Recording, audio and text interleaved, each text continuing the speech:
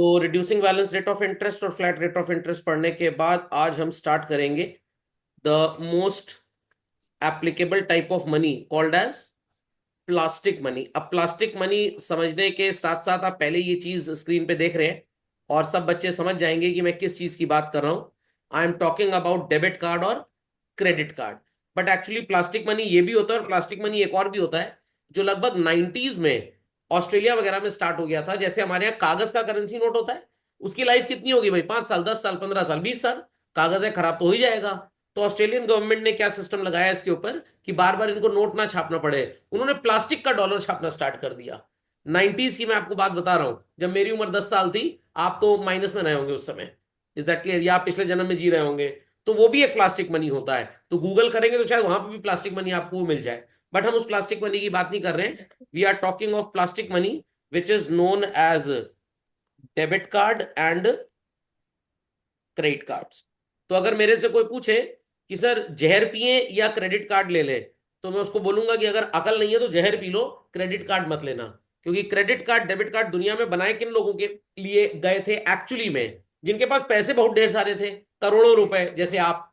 Is that clear? और वो उतना पैसा कैरी करके कहीं चल नहीं सकते हैं, तो उनके कन्वीनियंस के लिए बैंक वालों ने बोला कि भाई पैसा अपना बैंक में रख दो, हम एक प्लास्टिक का विजिटिंग कार्ड साइज का 3 इंच बाय 2 इंच का कार्ड आपको दे देंगे। कहीं पे भी जाओगे मशीन के थ्रू एक्सेस होगा उसका, और आपका पेमेंट का लेन देन हो जाएगा। तो that is called as a debit card और अ क्रेडिट कार्ड। अब इन दोनों में एक्चुअली में डिफरेंस क्या होता है, तो पहले मैं आपको थोड़ी सी ये बातें बता दूं तो आपको बड़ा अच्छा लगेगा। भाई जो डेबिट कार्ड होता है ना, इसके लिए आपके पास एक बैंक अकाउंट होना चाहिए और उस बैंक के अकाउंट के अंदर पैसा होना चाहिए। Is that clear? तो डेबिट वो अकाउंटिंग वाला डेबिट है actually. Debit what comes in, तो मान लीजिए कि आपने अकाउंट ओपन किया स्टेट बैंक ऑफ इंडिया में, और एसबीआई वालों ने आपको क्या दे दिया? अपना debit card. Is that clear? अभी काफी चीजें बताऊंगा इसमें, वीजा क्या होता है, मास्टर कार्ड क्या होता है। और उसके बाद हमारे मोदी जी ने एक मास्टर स्ट्रोक खेला था जहां पे उन्होंने रुपे कार्ड लॉन्च कर दिया। तो ये सब क्या है, सारी बातें आज हम लोग कर लेंगे। तो एसबीआई वालों ने कहा कि भाई ये प्लास्टिक का कार्ड ले जाओ हमसे, और बैंक में आपके पैसा रखा है। मान लीजिए आप पैंटालून्स के स्टोर में जाते हैं, आप बिग बाजार जाते हैं, वो तो बंद हो गया खैर। आप रिलायंस और स्मार्ट पॉइंट जाते हैं, आप किसी रेस्टोरेंट में जाते हैं, आप स्टे करते हैं किसी होटल में। अब वहां पे आपको पेमेंट करना है, तो जेब में कैश तो है नहीं, बट आपके पास क्या है? ये कार्ड है। तो आप इस कार्ड को काउंटर में प्रेजेंट करेंगे, दे हैव दैट मशीन। उस मशीन को बोलते हैं पीओएस मशीन। क्या बोलते हैं? पीओएस का फुल फॉर्म होता है point of sale. What? Point of sale. Point of sale. Machine में या तो कार्ड स्वाइप कर दीजिए, या नीचे एक ब्रैकेट होता है उसमें कार्ड इंसर्ट कर दीजिए, और जो 4 डिजिट का अपना पिन है, किसी को मत बताइएगा, सिर्फ मेरे को बता दीजिएगा, मैं भी किसी को नहीं बताऊंगा। तो वो पिन आप यूज करिए, और उसके बाद जो पेमेंट होगा वो डिडक्ट हो जाएगा। Is that clear? तो ये फंक्शन किसका है? डेबिट कार्ड का। तो अगर आपके अकाउंट में 2 लाख रुपए पड़ा है, तो भैया आप 2 लाख रुपए से ऊपर की स्पेंडिंग नहीं कर सकते। तो यहाँ डेबिट का मतलब कि आपका खाता डेबिट हो जाएगा बैंक में, मतलब विड्रॉल हो जाएगा, मतलब बैंक आपको रिसीवर बोलेगा। तो डेबिट कार्ड की कहानी समझ में आ गई। बट मान लीजिए कि आपके अकाउंट में 20,000 रुपए हैं, बट अब आपको जो बिल पे करना है वो है 35,000 रुपए का। तो कितना पैसा शॉर्ट पड़ रहा है भाई? 15,000 रुपए। अब इस 15,000 की व्यवस्था कहां से की जाए? तो बैंक कहेगा क्यों परेशान हो रहे हो, तुम एक अच्छे कस्टमर हो हमारे, एक काम करो, हमारे पास आओ, एक फॉर्म भरो, हम तुम्हें एक और कार्ड दे देंगे जिसमें तुम ओवर ड्रॉ कर सकते हो। क्या कर सकते हो? ओवर ड्रॉ कर सकते हो, मतलब एक तरह से हमसे बोरो कर सकते हो। तो आपने बैंक से कहा कि भाई ये क्या होता है, तो बैंक ने आपको बोला कि भाई ये भी एक तरह का कार्ड है, बट यहाँ पे आपके अकाउंट में पैसा होना जरूरी नहीं है। आप बस जाइए, कार्ड को स्वाइप करिए, और जितनी हमने आपको लिमिट दी हुई है, आप उस लिमिट तक का पेमेंट कर दीजिए। हम उसे क्या ट्रीट करेंगे? बोरोइंग। Got it clear? और लगभग 30 डेज तक तो हम आपसे कोई चार्जेस भी नहीं लेंगे, और 30 डेज के बाद आप पेमेंट कर दीजिएगा। अगर आपने 30 डेज के बाद पेमेंट नहीं किया, तो हम आपसे ले लेंगे थोड़े से चार्जेस। Is that clear? अब आपके मन में एक बात आ रही होगी, सर डेबिट कार्ड तो आपने बताया कि बैंक में पैसा होगा वहीं से कट जाएगा, तो भाई चलिए हमारा ही पैसा है। बट हमने कौन से ऐसे अच्छे कर्म किए हुए हैं जो बैंक हमको ओवर ड्रॉ करने की या बोरो करने की परमिशन देगा? भाई आपने अच्छे कर्म क्या किए हुए हैं? आपके पास पैसे तो है नहीं, बट आपको खर्च करना है। तो जब आप 35,000 खर्च करेंगे, आपके अकाउंट में कितना है? 20,000। तो दो तरीके हैं, 20,000 रुपए का पेमेंट डेबिट कार्ड को स्वाइप करके कर दो, और बाकी 15,000 का क्रेडिट कार्ड, ठीक है, 90% जो लोग होते हैं ना क्रेडिट कार्ड में, वो टाइम पे अपना पेमेंट करते ही नहीं है। तो इन दैट केस बैंक को मजा आता है और बैंक क्या इंपोज करता है, चार्जेस। और अच्छा चलिए, अगर 90 या 99% टाइम पे बैंक को पैसा दे भी दे, तो बैंक उनसे कोई चार्जेस लेगा ही नहीं। लेगा ही नहीं। इसमें एक टेक्निक भी बताऊंगा, इसका स्मार्ट तरीका क्या है इस्तेमाल करने का। तो 30 दिन के अंदर चलिए आपने पेमेंट तो कर दिया, बट क्रेडिट कार्ड जब आपकी जेब में आ गया, तो आपकी स्पेंडिंग की कैपेसिटी बढ़ गई। बढ़ अरे गई। पैसा नहीं है, मारो दाएं से काट, पैसा तो बाद में देना है। उधार जिसको मिलता है ऐसे ही खर्च करता है, बैंक तो अपने पिताजी का समझ लिया हमने। Is that clear? तो क्रेडिट कार्ड से जब आपने खर्चा किया, तो आपकी स्पेंडिंग कैपेसिटी बढ़ गई। उल जलूल आलतू फालतू जगह जब आप स्पेंड करेंगे, तो जो सामने वाला बिजनेसमैन होगा उसका रेवेन्यू बढ़ेगा, सेल बढ़ेगा, उसका प्रॉफिट बढ़ेगा, वो बैंक के साथ अपना प्रॉफिट शेयर करेगा। तो बैंक को ये फायदा है कि आपसे तो कोई चार्जेस नहीं लिए, बट उनसे बेनिफिट मिल गया। Is that understood well? ऊपर में बात गई। Yes sir. और चीज बता देता हूं, ये एकदम आप बीता एग्जाम्पल है, ध्यान से सुनिएगा। लगभग मैं बोल सकता हूं कि 4 years ago I went to a shop to buy a, अब रेफ्रिजरेटर की स्पेलिंग बड़ी है तो फ्रिज लिख के काम चलाता हूँ, बाय अ फ्रिज। ये फ्रिज था लगभग 34,500 रुपए का। और मैंने शॉपकीपर से बोला, भाई कोई डिस्काउंट है? कह रहा हाँ सर बिल्कुल डिस्काउंट है।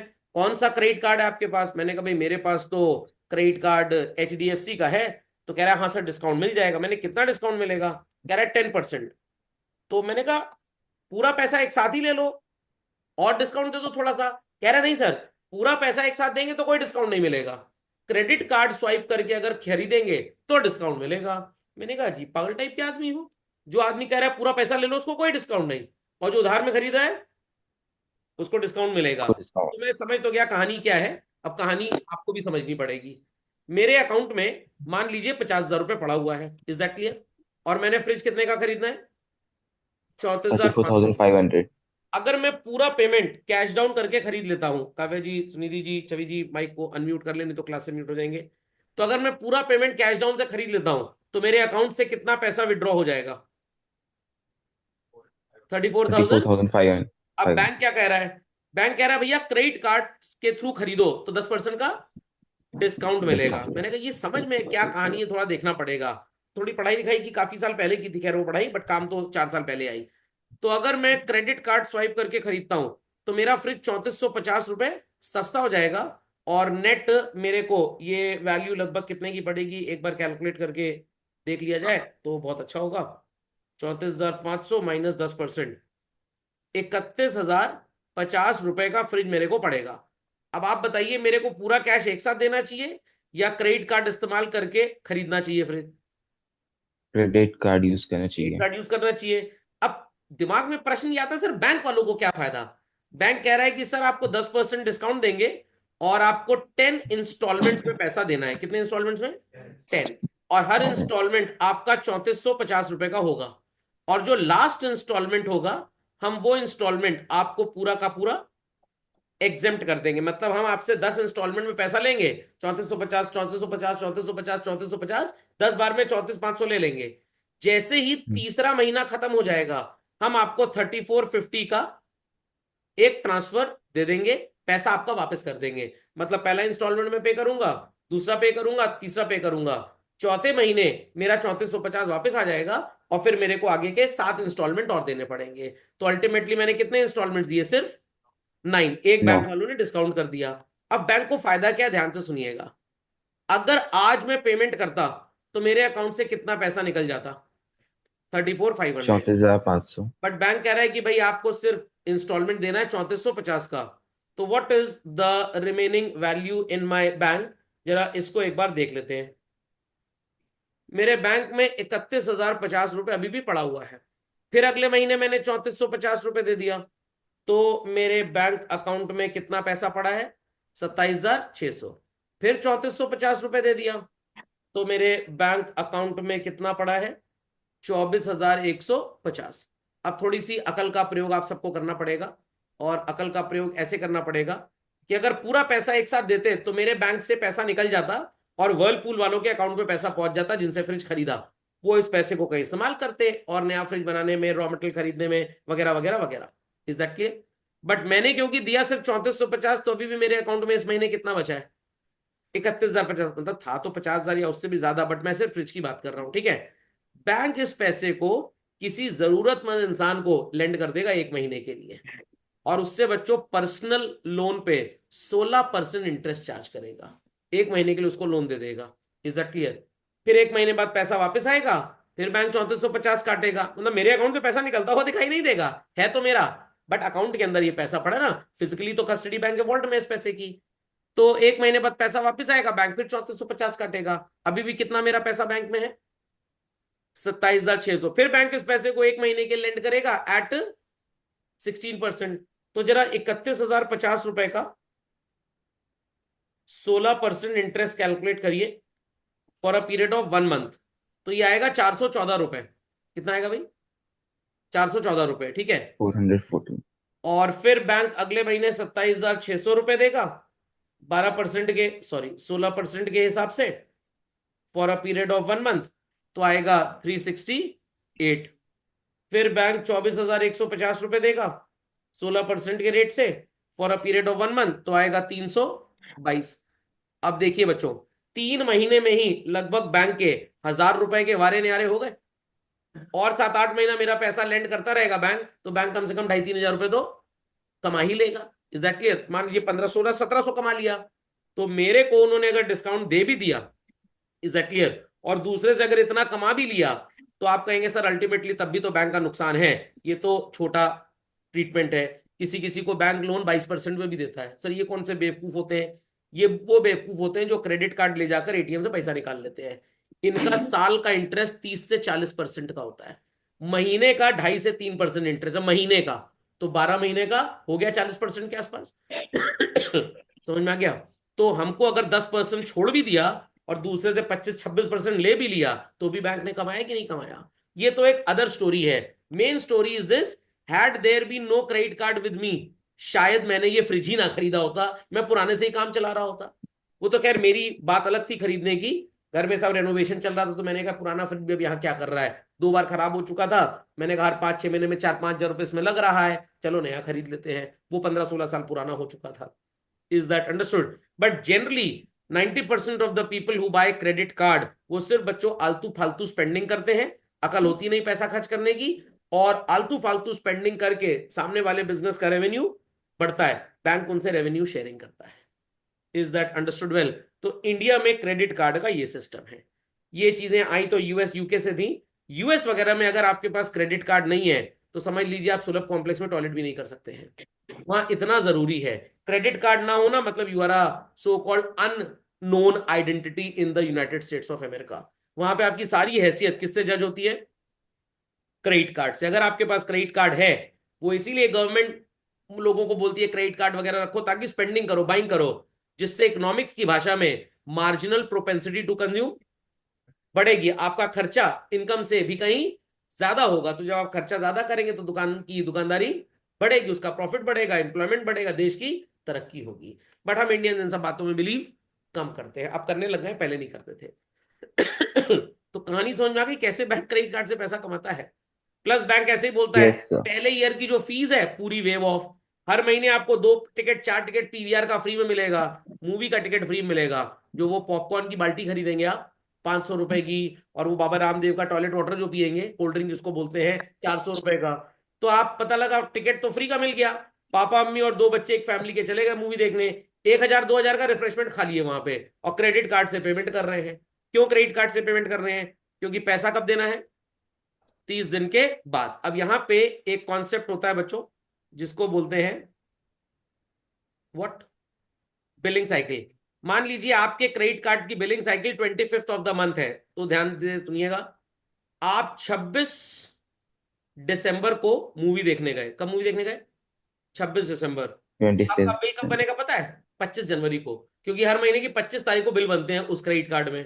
ठीक, और क्रेडिट कार्ड वाले बिलिंग साइकिल बता देते हैं, उसमें कुछ छुपाने की बात नहीं है। 25 तारीख को बिल बनेगा, तो कम से कम आपको 29 जनवरी को ये रिसीव होगा, या अगर ऑनलाइन भी है, बहुत जल्दी भी मिल गया, तो 27 जनवरी से पहले नहीं मिलेगा। फिर अगेन आपके पास कितने दिन का टाइम होगा पे करने का? 30 डेज का। तो Feb 28 को आपसे उम्मीद लगाई जाएगी कि आप इस बिल का पेमेंट करेंगे। कब पेमेंट करेंगे? Feb 28 को। तो रफली स्पीकिंग 26 जनवरी को मूवी देखने गए थे और पेमेंट कब कर रहे हैं? 28 फरवरी को, तो 2 महीने बाद पेमेंट कर रहे हैं कि नहीं कर रहे हैं? तो बिलिंग साइकिल जब हो उसके 2-3 दिन बाद इस्तेमाल करिए अपना क्रेडिट कार्ड, तो आपको 1 महीने की जगह कितना टाइम मिलेगा पे करने का? कम से कम 2 महीने का टाइम आपको मिल जाएगा। Is that understood? तो काफी लोग ये सब काम भी करते हैं जो अकलमंद लोग होते हैं, बट बेवकूफ टाइप के जो लोग होते हैं वो अननेसेसरी स्पेंडिंग करते हैं। तो क्रेडिट कार्ड हमेशा तब लीजिए जब आपके पास पैसे ढेर सारे हो and you have problem in carrying that ढेर सारा मनी, तो भाई आपके लिए कार्ड काम आएगा। अगर आप आईटी यूएस चलाएंगे, एक क्रेडिट कार्ड से शॉपिंग किया, उसका पेमेंट करने के लिए दूसरा क्रेडिट कार्ड स्वाइप कर दिया, फिर दूसरे का पेमेंट करने के लिए तीसरा स्वाइप कर दिया, तो एंड ऑफ द डे ये आईटी यूएस है, इसकी टोपी उसके सर एक दिन निपट जाएगी। तो मेजॉरिटी केसेस में बैंक क्रेडिट कार्ड इसीलिए देता है ताकि लोगों की स्पेंडिंग बढ़ जाए। बढ़ जाए। आ गया? तो इस खतरे से एकदम सावधान रहना है।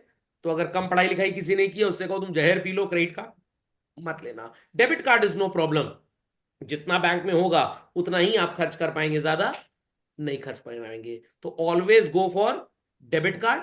बट आजकल तो डेबिट। अपना गूगल पे यूपीआई ये सब चलने लग गया है, बट प्रॉब्लम ये मान लीजिएगा इंटरनेट नहीं काम कर रहा, तो सर जिस दुकान पे जाएंगे वहां कैसे मेरा डेबिट कार्ड काम करेगा?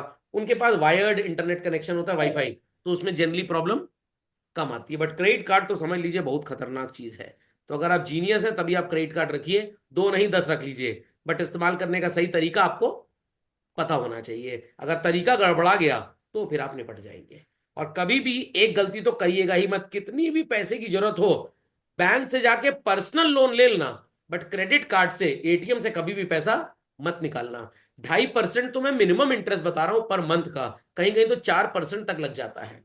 और बैंक वाले तो बड़े खुश होते हैं, अरे वाह और पैसा निकालो तुम, क्योंकि उनको भी पता है 100 में से 2 लोग 3 लोग भागेंगे, 97 लोग तो पेमेंट करके जाएंगे ही। करेंगे। Is that clear? तो ईयर्स अगो, 3 साल पहले 4 साल पहले जब मैंने एचडीएफसी का क्रेडिट कार्ड लिया था, तो उन्होंने बोला कि आप 50,000 रुपए की शॉपिंग कर लीजिए, तो आपका 1 साल का और हमेशा का, मतलब 1 साल का नहीं हर साल का जो फीस होता है वो एग्जेम्प्ट हो जाएगा। तो मैंने कहा अच्छा चलो ले लिया मैंने। अब मैंने पेमेंट वगैरह आपने किए तो 50,000 रुपए की तो पेमेंट हो गई। तो अल्टीमेटली लास्ट में 10,000 रुपए शॉर्ट पड़ रहा था और मेरे पास 4-5 दिन थे बस। अब मैं कहाँ इस 10,000 को खर्च करूं? Is that clear? तो मैंने उनकी हेल्पलाइन में फोन किया, मैंने कहा सर ये 10,000 अगर नहीं खर्च हुआ तो? कह रहे सर फिर तो आपको हर साल जब तक क्रेडिट कार्ड आपने लिया है 500 देना ही पड़ेगा। तो मैंने अपनी अकल लगाई, मैं अपने दोस्त की दुकान गया, मैंने कहा जरा 10,000 के सामान का एक फर्जी बिल बनाओ और तुम मेरे को सेल दिखाओ उतने की, मैं क्रेडिट कार्ड तुमको स्वाइप करूंगा। तो मैंने क्रेडिट कार्ड स्वाइप किया, उसने मेरे को कैश बॉक्स से 10,000 रुपये निकाल के दे दिए। 2 दिन बाद उसको बैंक से 10,000 रुपये आ गए। Is that clear? तो in the eyes of banker मैंने खरीदारी भी कर ली, बट रियलिटी मैंने कोई खरीदारी की नहीं। ऐसा भी लोग कर लेते हैं, ये जो स्पेंडिंग टारगेट होता है इसको कंप्लीट करने के लिए। और एक चीज और, many cases you might see कि शॉपकीपर कहेगा भाई अगर क्रेडिट कार्ड से सामान खरीद रहे हैं हम आपको डिस्काउंट नहीं देंगे। क्यों? क्योंकि क्रेडिट कार्ड से जब आप सामान खरीदते हैं 2 से 5% in most of the cases shopkeeper को पैसा कट के मिलता है। सर ऐसा क्यों? ऐसा इसलिए कि बैंक कहता है देखो भाई ये जो क्रेडिट कार्ड लेके तुमसे सामान खरीदने आ रहा है इसके पास पैसे तो है नहीं, ठीक है, और अगर तुम पैसे मांगोगे भाग जाएगा, तो मेरी बदौलत तुम्हारी दुकानदारी चल रही है, तो मैं तुम्हारा 2 से 5% पैसा काटूंगा। और इसी 5% पैसे की अगर बात करें तो स्टेट बैंक ऑफ इंडिया और ये जो कंपनी जो नजर आती है वीजा, मास्टर कार्ड, ये कंपनी गारंटी लेती है कि मिस्टर XYZ आपके यहाँ 10,000 रुपए का कार्ड का स्वाइप हुआ है, हम आपको 9,500 रुपए दे रहे हैं, 500 रुपए ये क्रेडिट कार्ड वाली कंपनी काट लेगी, इसमें से 200-300 रुपए एसबीआई को मिलेगा, बाकी का 200 रुपए वीजा वालों को मिलेगा। सर ये वीजा क्या है? वीजा और मास्टर कार्ड दुनिया की पहली कंपनी थी जिन्होंने ये सिस्टम स्टार्ट किया था। Is that clear? और ये कंपनी एश्योरेंस देती है शॉपकीपर को कि हम तो आपको पैसा देंगे ही देंगे, चाहे हमको पीछे कस्टमर से पैसा मिले चाहे ना मिले। अगर मैं भाग जाऊं 28 फरवरी को पैसा ना पे करूं तो अल्टीमेटली वीजा वाले अपनी जेब से पैसा भरेंगे आपको। तो जनरली जब आप क्रेडिट कार्ड से शॉपिंग करते हैं कुछ केसेस में 2 दिन के बाद, कुछ केसेस में maximum up to 1 week shopkeeper को पैसा मिलने में लग जाता है। Is that clear? तुरंत पैसा शॉपकीपर के अकाउंट में नहीं आएगा, और आता भी है तो जनरली 2-3% 5% कट के आता है, और इसी में बैंकर और वो कंपनी आपस में शेयरिंग करती है। तो समझ आ गया भाई वीजा का क्या काम है? ठीक है, अब अगली कहानी सुनिए। रशिया यूक्रेन का वॉर हुआ था? हुआ था क्या, मतलब चल ही रहा है। तो यूक्रेन के बैकिंग में तो है यूएस वाले। यूएस चाहता है कि यूक्रेन नाटो को ज्वाइन कर ले ताकि यूएस का इंटरफेरेंस पूरा का पूरा यूक्रेन में हो जाए और रशिया के ऊपर वो नजर रख पाए। रशिया कह रहा नहीं ऐसा नहीं होगा, अमेरिका को हम अपने बगल में आने नहीं देंगे। तो अमेरिका वालों ने क्या चतुराई की, जो सैटेलाइट कनेक्टिविटी थी, रशिया जिसको यूज करता था अपनी रोड मैपिंग में, उसको बंद कर दिया। तो अब रशिया वाले क्या यूज कर रहे हैं पता है आपको? गूगल मैप यूज कर रहे हैं वो भी। दो कंपनी यूएस की है गूगल, बट अगेन रशिया में they have a different Russian Google company, तो लोकल सर्वर से आज इस्तेमाल कर रहे हैं।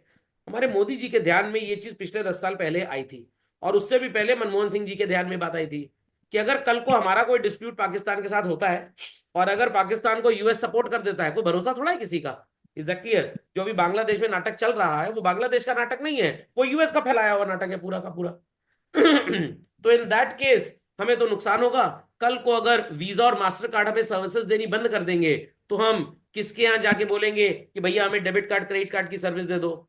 तो मनमोहन सिंह जी के कहने पे हमारे देश में एक ऑर्गेनाइजेशन बनाई गई जिसका नाम रखा गया NPCI, national payments corporation of India. और इन्होंने बोला, मोदी जी ने, हमारे सरकारी व्यवस्था सिस्टम ने, कि भाई जो काम वीजा करता है अब तुम भी वही काम करो। इसलिए एनपीसीआई को सेटअप किया गया। और इंडिया में आजकल आपको ATM card, credit card, debit card नजर आते हैं जिसके ऊपर क्या लिखा होता है? रुपे। रुपए। तो like we have a Visa card, like we have a Mastercard, we have a RuPay card. तो रुपे सबसे पहले डेबिट कार्ड की तरह काम करना स्टार्ट किया, अब रुपे का भी क्रेडिट कार्ड आने लग गया है। तो अगर कल को कोई नाटक करता है यूएसबी, वीजा और मास्टर कार्ड, तो हमारे पास अपना डिजिटल पेमेंट सिस्टम है जिसका ब्रांड नेम क्या है? रूपे। Got it clear? अभी कुछ दिन पहले, तो पिछला जब मोदी जी का रेन था, 2-4 साल पहले, यूएस कोर्ट में मोदी जी के ऊपर केस भी हो गया कि अपनी कंपनी को प्रमोट करने के लिए इंडियन गवर्नमेंट ने हमारे लोगों के साथ डिच किया है। वीजा और मास्टर कार्ड जब इंडिया में आए थे 20 साल पहले, इनको लाइसेंस दिया गया था कि अगले 25-30 साल तक हम कोई अपना कार्ड लॉन्च नहीं करेंगे, आपका कॉपीराइट रहेगा। Got it clear? Modi ji कहे भाड़ में गया वो कॉपीराइट, वो लाइसेंस, इन्होंने अपनी सर्विस लॉन्च कर दी है। अब यूएस कोर्ट में बिडेन साहब ने बोला कि भैया ऐसा है, मोदी जी हमारे दोस्त हैं, हमको इंडिया से बहुत ढेर सारा बिजनेस मिलता है, तो वीजा गया तेल लेने, हम कोई भी सुनवाई नहीं करेंगे, रुपए चला रहे उनको चलाने दो। तो आज हमारा अपना रुपए कार्ड है, किसी भी दुकान पे आप 10 साल पहले जाते थे, वो सिर्फ दो नाम जानते थे, वीजा और मास्टर कार्ड। आगे भी उनके अलग अलग ब्रांड हैं, मास्टर कार्ड प्लस, वीजा पे बैक वगैरह वगैरह, ढेर सारे ब्रांड हैं। तो अब वो दुकानदार क्या लेता है आपसे? रुपए कार्ड। अब कैसे दुकानदारों को मजबूर किया गया? मजबूर नहीं किया गया, उनको बोला गया देखो भैया, तुम वीजा और मास्टर कार्ड अगर एक्सेप्ट करोगे तो बैंक तुम्हारा 2 से 5% काटेगा, रुपए में 0 पैसा कटेगा तुम्हारा। दुकानदार खुश कि अगर 5,000 का सामान मैंने बेचा तो कम से कम मेरे पास पूरा 5,000 आएगा। तो अब इसके आएगा। लिए रुपए को दुकानदारी मजबूत करनी थी, तो इसलिए दुकानदारों को ऐसे ऑफर दिए गए कि आप रुपए से पेमेंट लीजिए, आपका कोई भी डिडक्शन नहीं होगा, और होगा भी आगे चल के तो 0.5 या 1%, दैट्स इट। जो ये लोग कितना काटते हैं? 2 से 5 दो से परसेंट पांच पर। दुकान मेरे देश की, कस्टमर मेरे देश का, सेलर मेरे देश का, धंधा मेरे देश में, तो काय विदेशी कमाएगा? कमाएंगे भी हम ही लोग। इतनी कहानी सबको समझ में आ गई? प्लस जब आप वीजा का कार्ड लेने जाते हैं एचडीएफसी बैंक से और कहते हैं हमको इसका एटीएम कार्ड दे दो, तो पता है एचडीएफसी बैंक क्या बोलता है? सर, 500 रुपए इसकी फीस है, प्लस 18% का जीएसटी। तो भाई 18% 500 का जोड़ लीजिए, कितना होता है? 90 रुपए। तो 590 रुपए आपको फीस देनी पड़ती है। अब आपसे बैंक वाले कहेंगे एक काम करो, रुपए ले लो। रुपए में क्या फायदा है? रुपए में फायदा यह है कि आपकी जो फीस है that is only 100 rupees. How much? और 18% जीएसटी। तो रुपए इस्तेमाल करने का साल का खर्चा मेरा आपका 118 रुपए, वीजा और मास्टर कार्ड इस्तेमाल करने का 590 रुपए। तो हम कौन सा कार्ड लेंगे? रुपए। रुपए। आ गया। बट रुपए की इंटरनेशनल औकात 0 हुआ करती थी। अगर आपको यूएस का वीजा चाहिए, अगर आपको यूके का वीजा चाहिए, और ऑनलाइन जब आप पेमेंट करेंगे वो दो ऑप्शन आपको देगा। कौन से दो ऑप्शन देगा भैया? या तो वीजा से पेमेंट हो सकता है या तो मास्टर कार्ड से। तो रुपए गया तेल लेने। तो फिर मोदी जी ने बोला भाई ये तो पासा उल्टा पड़ गया, क्या किया जाए? अब इन्होंने इंटरनेशनल रिलेशंस बनाने स्टार्ट किए गल्फ वगैरह में। और अभी आपने न्यूज सुनी होगी 5-6 साल पहले से, हमारा जो भीम यूपीआई है और जो हमारे रुपए कार्ड है, ये गल्फ में भी धड़ल्ले से चल रहे हैं। तो आज अगर आप दुबई की फ्लाइट पकड़ते हैं और वहां मैकडोनल्ड्स में या कैफे कॉफी डे में या स्टारबक्स में जाके कॉफी पीते हैं, तो रुपए कार्ड आपका एक्सेप्ट होगा।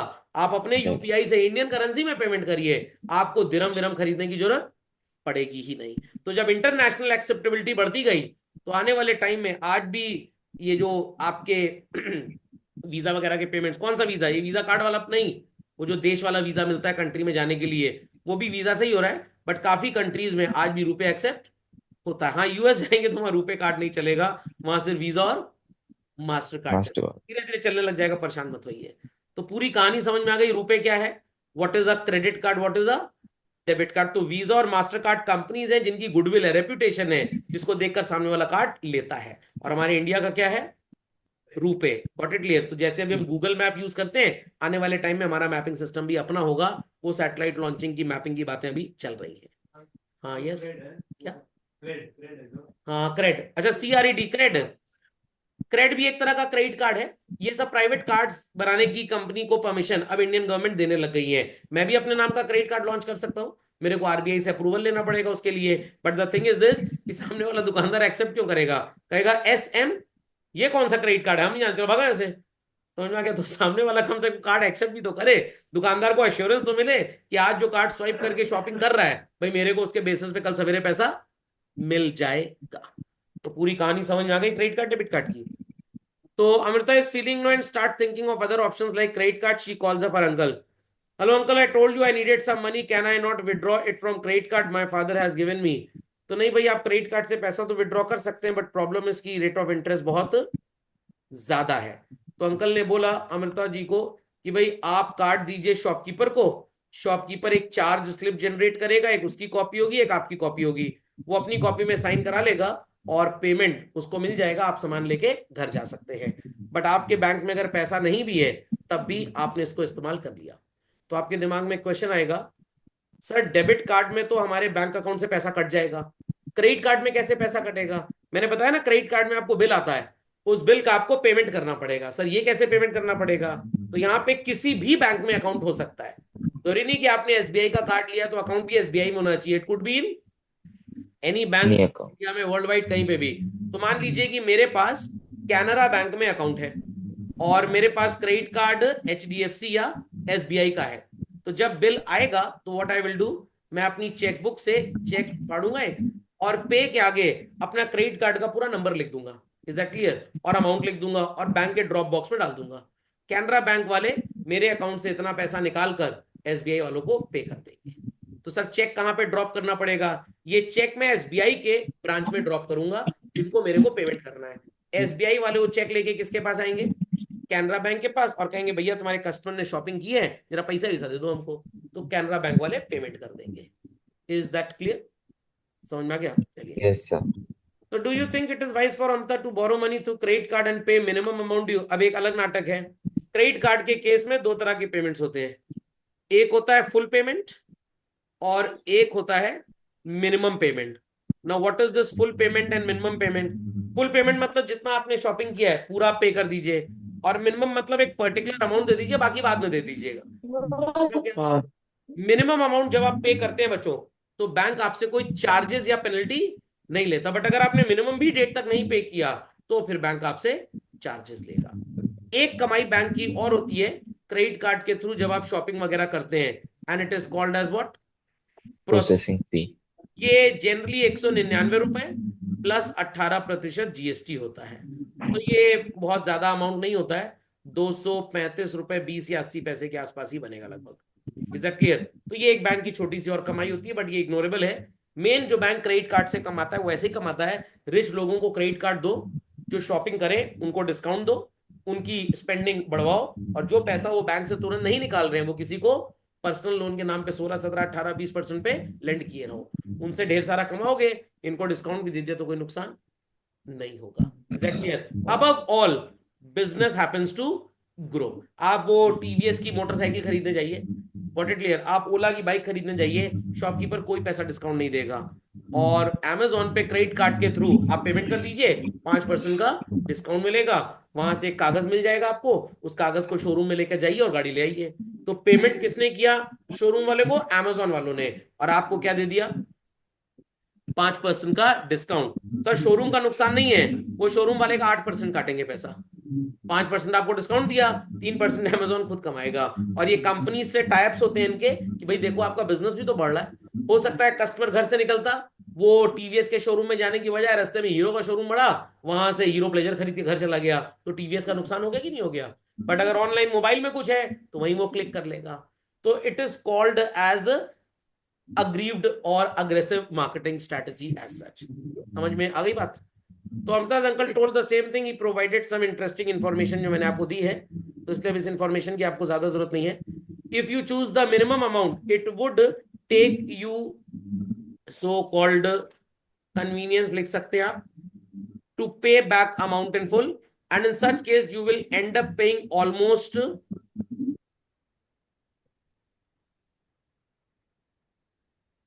Least towards interest. तो ये तो एग्जांपल था कि यार कितना पैसा आपको देना, ऊपर शायद कहीं लिखा होगा। यहाँ पे देखिए कहीं पे कुछ था क्या, अच्छा वो जो लास्ट टाइम इंटरेस्ट वाला बताया था उसी का कैरी फॉरवर्ड है ये। तो समझ में आ गई भाई बात? समझ में आ गई बात? Yes, sir. ये तो एडवांटेजेस लिख लेते हैं इसके, क्रेडिट कार्ड का क्या एडवांटेज है? Avoids hassles from carrying money, easy payments, and discount offers can be availed। और तीसरा मैं एक्सपेक्ट करूंगा कि आप आंसर दें। चलिए लिख दीजिए, इम्प्रूव्ड वेज ऑफ बोरोइंग्स। तो समझ में आ गया क्रेडिट कार्ड किसको लेना है। बट मेजोरिटी केसेस में लोगों लगता है अरे 500 फीस है चलो ले लें क्रेडिट कार्ड, और बाद में इतना फंसते हैं, इतना अननेसेसरी की स्पेंडिंग करते हैं। एक टाइम ऐसा आता है बोलते हैं हे भगवान, जीवन की सबसे बड़ी गलती की क्रेडिट कार्ड लेकर, ना लिया होता तो शायद इतना फालतू का खर्चा होता ही नहीं।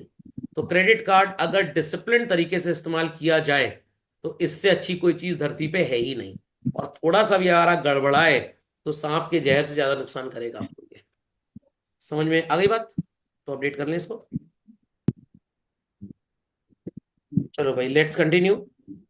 So what are the precautions that one needs to take with the credit card? Children, sign in the signature panel। Card के बैक साइड में एक स्ट्रिप होती है व्हाइट कलर की, उस पर आपको साइन करना है जैसे ही आपको क्रेडिट कार्ड मिले।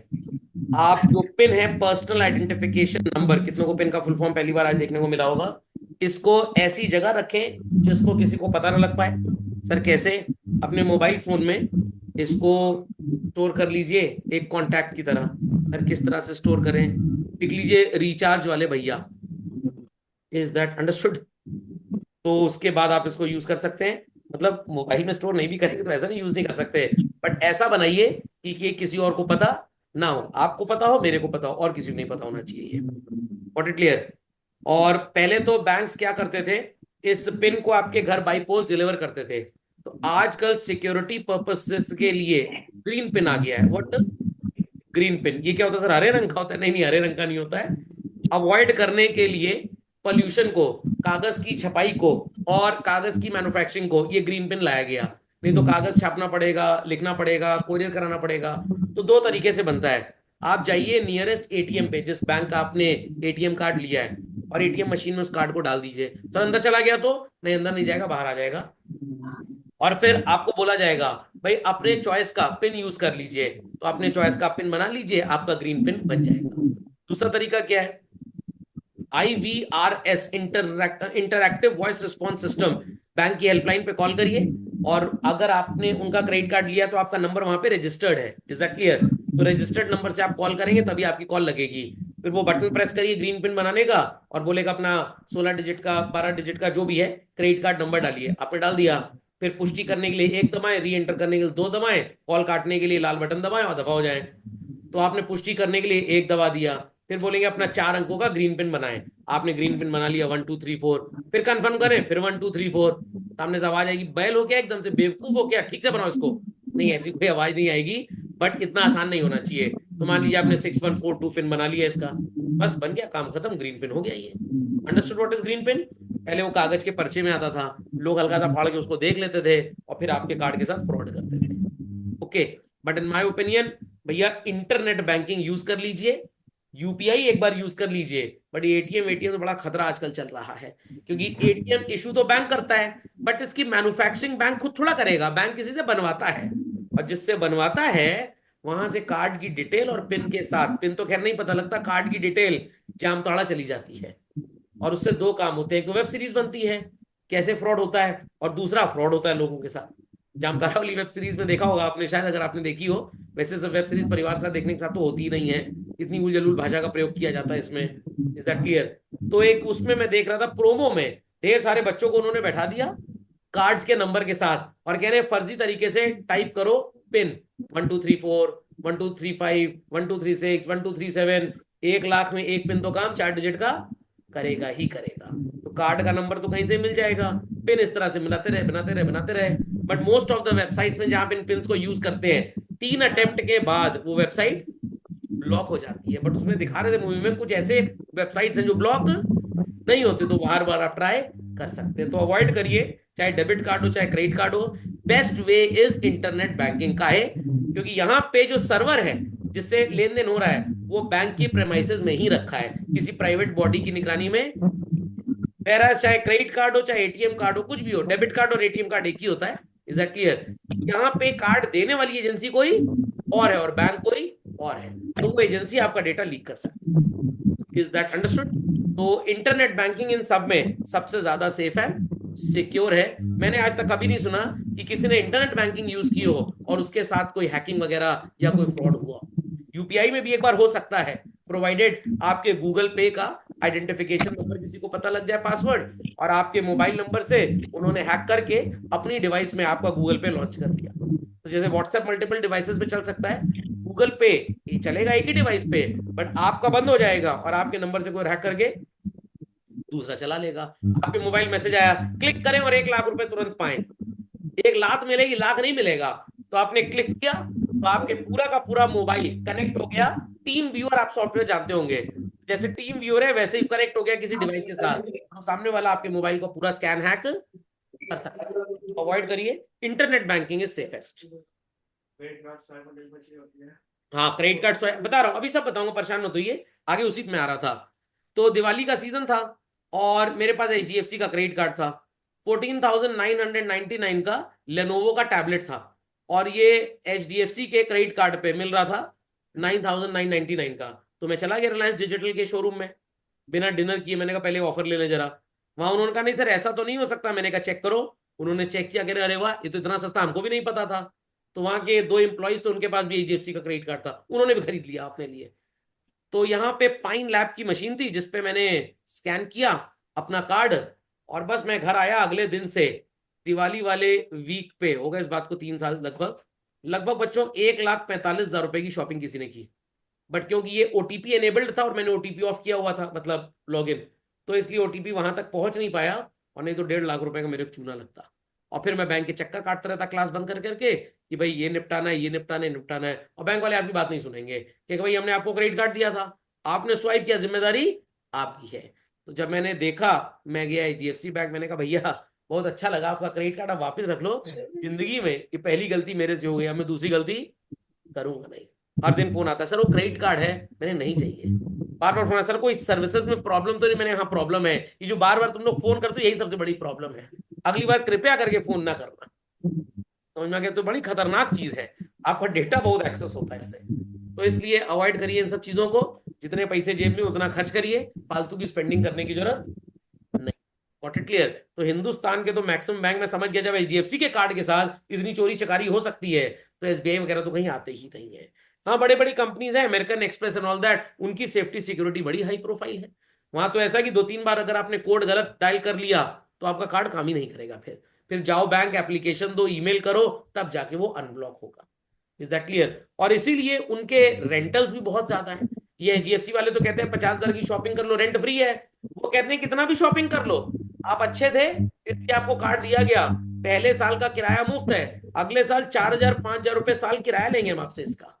तो जो 5,000 लेगा वो आपकी सेफ्टी सिक्योरिटी प्रोवाइड करेगा, जो फ्री की सर्विस देगा वो आपका डेटा बेचेगा जाकर। Is that clear? तो अमेरिकन एक्सप्रेस वगैरह हो गया, इनका क्रेडिट कार्ड ले लीजिए, दीज आर नॉट थीव्स। ये तो सब मेरे को चोर ही लगते हैं सारे के सारे। ओके, चलिए, तो यू मेक श्योर कि भाई आपका क्रेडिट कार्ड जैसे ही आपने परचेज किया आपको वापस मिल जाए, सामने ले ना जाए। और यहाँ पे भी ऐसा होता है, आपके क्रेडिट कार्ड का नंबर नंबर स्कैन कर लेते हैं, लिख लेते हैं, और फिर वो हैकिंग वैकिंग करते रहते हैं। क्योंकि लिख के आता है इंटरनेट पे कि भाई आपका डेटा हम स्टोर नहीं करते, झूठ बोलते हैं। टेम्परेरी फाइल नाम पे डेटा कहीं ना कहीं तो स्टोर होता ही होता है। ओके, और आप बार बार चेक करिए जो आपको बिल मिल रहा है क्रेडिट कार्ड का वो वही है जितनी आपने शॉपिंग की है, कोई एक्स्ट्रा बिल तो नहीं आ गया है। और जो भी आपके क्रेडिट कार्ड नंबर्स वगैरह हैं इनको थोड़ा सेफ एंड सिक्योर रखना चाहिए हमेशा। Is that clear? और सबसे अच्छी चीज तो है ही लो ही मत। लो तो किसी अच्छी कंपनी का लो, 2-4 हजार रुपए रेंट दे दो, दैट इज गुड, बट फंसोगे नहीं कम से कम। और सिर्फ भोकालबाजी मेंटेन करने के लिए पर्स निकालने तो अमेरिकन एक्सप्रेस नजर आए, वो सब पागलपंती का काम है। Is that understood? तो उन सब चक्रों में मत फंसिएगा। Panorama of bank loan, Subrato photographer है और इसकी कोई भी फिक्स इनकम नहीं है। कभी कभी शादी ब्याह के सीजन में कमाई बहुत ज्यादा होती है और इसको एक 25 लाख का घर खरीदना है, तो कौन सा लोन लेगा ये? Housing loan. सुब्रतो को हाउसिंग लोन मिलेगा कि नहीं मिलेगा? The answer is no. क्यों नहीं मिलेगा भाई? इसलिए नहीं मिलेगा क्योंकि हाउसिंग लोन देने के लिए बैंक कहेगा we want your income proof. ये कहेगा यस, मैं अपनी इनकम टैक्स रिटर्न फाइल करता हूं, ठीक है, इनकम टैक्स रिटर्न तो फाइल करते हैं, but you should have your income by way of salary salary. और you should have some business. समझ में आ गया? या आप कोई ऐसे रजिस्टर्ड प्रोफेशनल हो, अपनी 5 साल की आईटीआर लेके आइए, वील सी टू इट कि आपकी प्रोफेशनल इनकम में रेगुलरिटी है। और वो रेगुलरिटी इतनी होनी चाहिए कि आप हमारा इंटरेस्ट और प्रिंसिपल दोनों टाइम पे कर पाए। तो जनरली प्रोफेशनल्स को बैंक लोन तभी देता है जब वो अपने आईटीआर से प्रूव करें they have a stable income. अगर इनकम की स्टेबिलिटी नहीं है, रेगुलर इनकम नहीं है, तो वो लोन आपको नहीं देंगे। Is that understood? बट अगर आपकी सैलरी इनकम है या बिजनेस है तो कोई प्रॉब्लम की बात नहीं है, बिजनेसमैन भागेगा नहीं और सैलरी वाले को जरूरी थोड़ा है कि मैं एम्प्लॉयर निकाल ही दे नौकरी से। Is that understood? तो दीज आर सर्टन रीजंस कि किसको लोन मिलेगा और किसको नहीं मिलेगा। अनुजा, 25 हजार रुपए पर मंथ है एंड ज्वाइंट फैमिली है 13 लोगों की, जिला है पूरा, एंटायर इनकम घर के खर्चे में ही चली जाती है, इसको पर्सनल लोन चाहिए डॉटर्स मैरिज के लिए। Will Anuja get a personal loan? Again the answer is no. Why? The problem is of repayment surplus, इनके पास है ही नहीं। घर में सब लोग सांप की तरह कुंडली मार के इनकी छाती बैठे हुए हैं पैसा खर्च करवाने में। तो 25 हजार और 13 लोग का परिवार, क्या कुछ बचेगा? नहीं बचेगा। और डॉटर्स मैरिज के लिए लोन चाहिए। कोई बिजनेस हो तो बैंक एक बार सोचे भी कि भाई लोन ले लो, कमाकर वापस कर देना। क्या मैरिज में कोई कमाई होगी? हाँ सर, लोग लिफाफा देंगे ना, उससे वापस कर देंगे। बैंक कहेगा ये तो स्पेक्यूलेशन हो गया, मान लिया लिफाफा ना आया तो हम पैसा किससे लेंगे? तो इसलिए बैंक शादी ब्याह की लोन नहीं देता। बैंक मत चले जाइए कल मंडे को, मेरे को जुआ खेलना है, सट्टा खेलना है, जरा 1 करोड़ का लोन दे दो, स्कीम आई है 25 दिन में पैसा डबल। Is that clear? तो बैंक इन सब हरकतों के लिए भी लोन आपको बिल्कुल नहीं देगा। Is that clear? Kaushik ji क्या कह रहे हैं? ये कह रहे हैं भैया कॉल सेंटर एम्प्लॉय हूं और कार खरीदने के लोन चाहिए। I left a job year back since I fell sick and after that I could not pay monthly instalment of my car loan. Now I need a loan for starting a company. इन्हें loan मिलेगा? No. क्यों? क्योंकि इनका old debt is still what children? Pending. Pending. पुराना debt अभी भी pending है, तो इसलिए आपको लोन वगैरह नहीं मिलेगा। समझ में आ गई बात? समझ में आ गई बात? स्टार्ट करना चाहते हैं कमलेश अंकल क्या? हॉर्स ब्रीडिंग रैंच, घोड़ा को पालने की जगह। फिर करेंगे क्या सर घोड़ों का? घोड़ों के ऊपर सवारी नहीं करेंगे, घोड़ों को दौड़वाएंगे रेस में, और घोड़े की रेस दौड़वाने से जो कमाई होगी उससे ये बैंक का लोन रीपे करेंगे। 1 करोड़ रुपए का खर्चा है। ये हाई नेटवर्थ इंडिविजुअल हैं और इनकी क्रेडिट हिस्ट्री पहले जो इन्होंने लोन लिए हैं वो टाइम पे दे दिए हैं। तो क्या कमलेश अंकल को लोन मिलेगा? Yes. Why? Because repayment history is excellent. समझ में आ गई बात? I will pay 15 lakh as margin money, but I pay interest on 1 crore और 85 लाख। तो आंसर इज कि इंटरेस्ट कितने में देना पड़ेगा? 85 लाख पे, क्योंकि 1 करोड़ टोटल इनका खर्चा है। हॉर्स रैंच बनवाने में, हॉर्स रैंच देखा कभी आप लोग ने? अच्छा, अस्तबल देखा है जहाँ पे घोड़े होते हैं? हॉर्स रैंच उसी तरह की जगह होती है, वहां पे थोड़े घोड़ों की दौड़ने उड़ने की भी जगह होती है। Okay. Stable is a place जहाँ पे घोड़े रहते हैं बस, जहाँ पे उनका खाना पीना सर्व किया जाता है, बट जहाँ पे उनको ट्रेनिंग वगैरह दी जाती है that's a ranch actually. Okay. तो 1 करोड़ रुपए का खर्चा सेटअप करने में, 15 लाख रुपए इनके पास है, तो बैंक से 85 लाख का लोन लेंगे। तो इंटरेस्ट उनको क्या बच्चों पूरे 1 करोड़ रुपए देना पड़ेगा? नो, इंटरेस्ट देना पड़ेगा सिर्फ और सिर्फ 85 लाख पे। समझ में आ गया? सो यहां पे आप लिख सकते हैं पे interest only on borrowed funds. ये मैंने आपको पिछले क्लास में बताया था कैसे ये जीरो इंटरेस्ट प्रोसेसिंग फीस पे आपसे पैसा लेते हैं। आपने अमेजोन पे कोई मोबाइल देखा 30,000 रुपए का, ठीक है, और अमेजोन कह रहा है 3 महीने में अगर आप पेमेंट करें तो आपको कितना इंटरेस्ट लेंगे? 0%। एक्चुअली 3 महीना क्या होता है पता है? पहला इंस्टॉलमेंट तो आज आपको देना है 8/12 को, अगला इंस्टॉलमेंट 8 जनवरी 2025, और उसका अगला इंस्टॉलमेंट 8 फरवरी 2025। तो एक्चुअली ये वाले जो दो इंस्टॉलमेंट हैं, 10,000 और 10,000 के, सिर्फ यही तो आपने बोरो किया।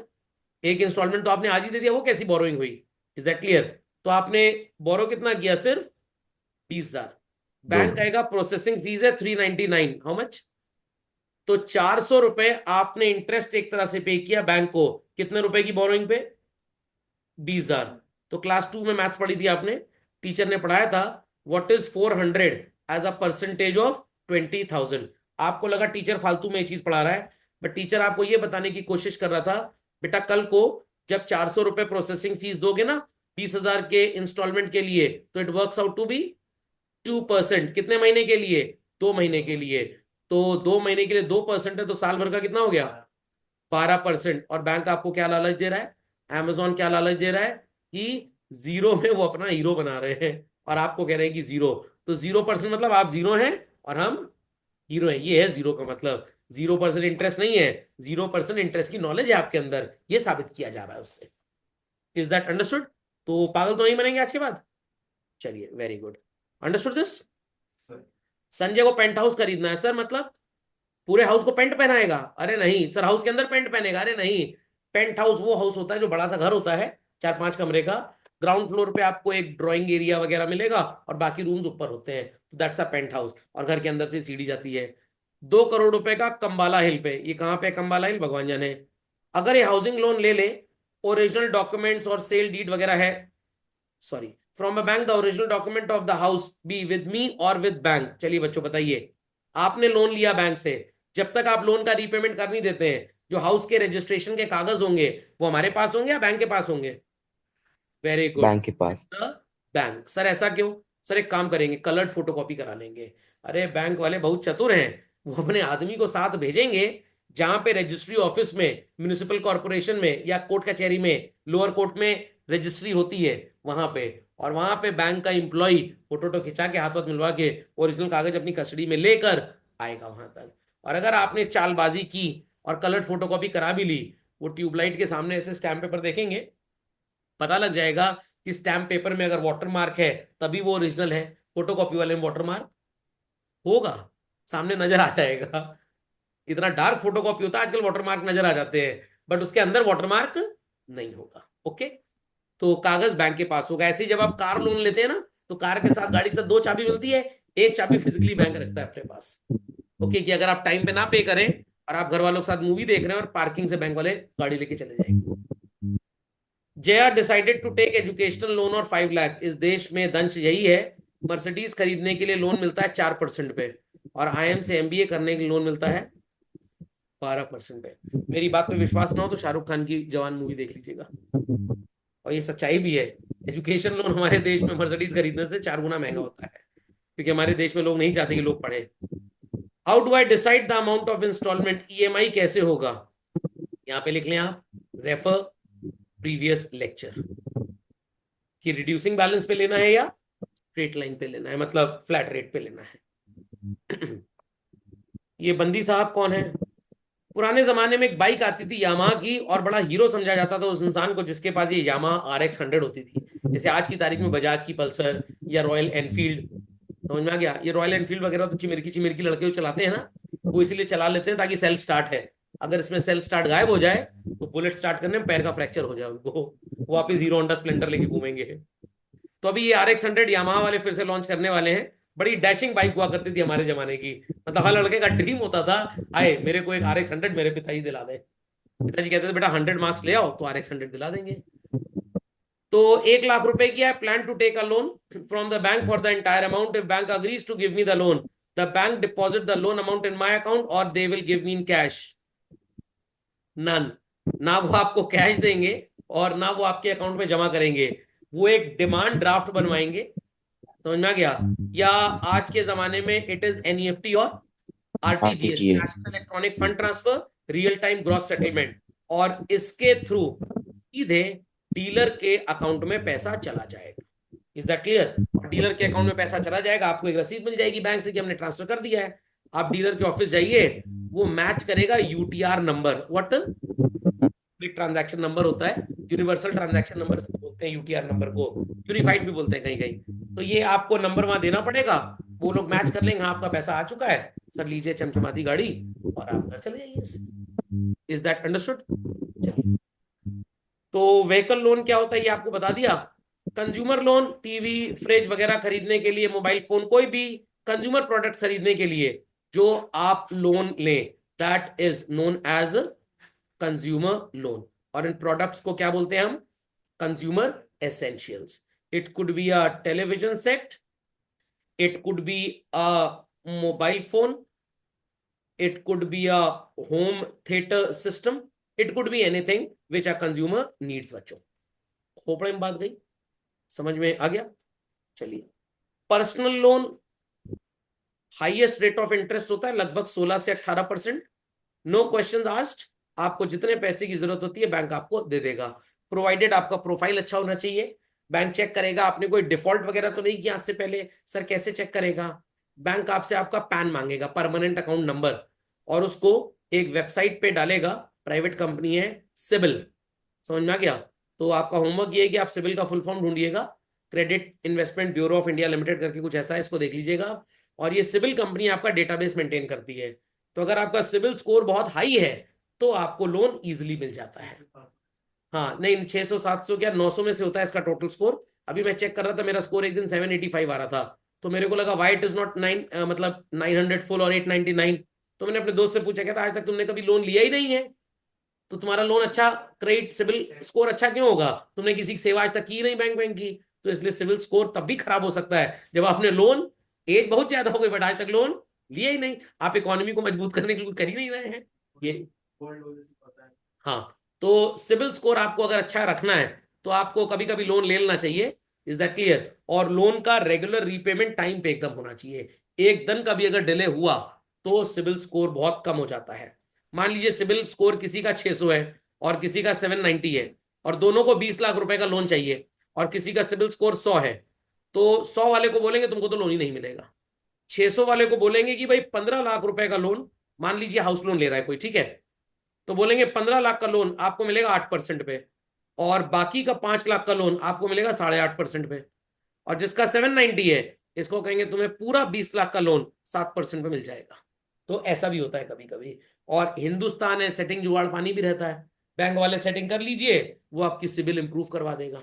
सर ये कैसे होता है? वो कुछ छोटी मोटी शॉपिंग करवा देगा और उसका पेमेंट तुरंत या टाइम पे करवा देगा, तो आपका सिबिल इंप्रूव हो जाएगा। या लोन आपको चाहिए, आपकी वाइफ ने आज तक कोई डिफॉल्ट किया नहीं है, तो आपकी वाइफ के नाम पे उनका सिबिल स्कोर बेटर है, उनके नाम पे लोन हो जाएगा, आपको एप्लीकेंट बन जाएंगे साथ में, ताकि पेमेंट आपके अकाउंट से होता रहे, और लोन क्योंकि वाइफ के नाम पे मिला है जिनका सिबिल स्कोर अच्छा था। तो ये सब भी लोग करते रहते हैं। यूएस वगैरह में ये सिबिल स्कोर जैसी चीजें बहुत मायने रखती हैं, बहुत ही ज्यादा। इंडिया में भी थोड़ा चल जाता है। Got it clear? समझ में आ गया? चलिए, तो अगले लेक्चर में हम लोग सो कॉल्ड अपने सेशन 8 से स्टार्ट करेंगे बच्चों। चलिए, दैट्स ऑल फॉर टुडे।